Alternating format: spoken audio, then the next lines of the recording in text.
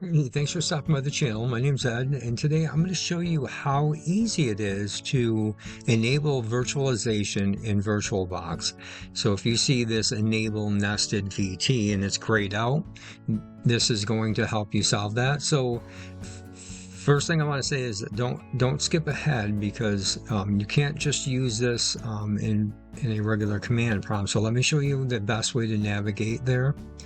And if anything in this video helps you, please consider at least hitting that thumbs up. And thank you, appreciate that. All right, so let me just show you really quick.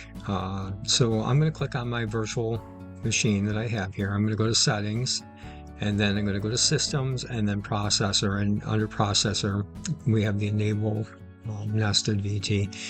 So the next thing you want to do is really simple. Down here in the search, just start typing VirtualBox, right click, open file location, and then don't click this one. Well, you're going to click it, but right click it and open file location again.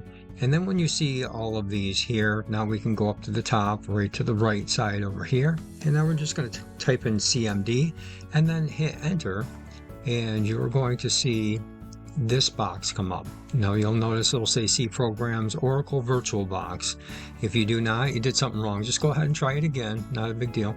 So what I did is put the code in the description below, just copy it and paste it like I'm going to do. So I'm going to do Control V, and you'll notice, and let me tell you what the code means. So this is the VirtualBox Manager, and that's basically inside here. So you'll see that VirtualBox Manager is inside this folder. So that's why it can see what's going on. And it's saying modify the virtual machine, which is here. And then this is the name of your machine. So you need to change this to the name of your machine. So you can find that by going under General, and then you can just copy it from here. And that's pretty much it. So here, we're going to make sure it's on. Now, if you wanted to turn it back off, you could just change this to off and redo this.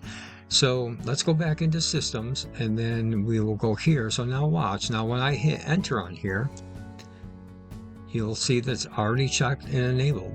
Same thing, we can turn it back off.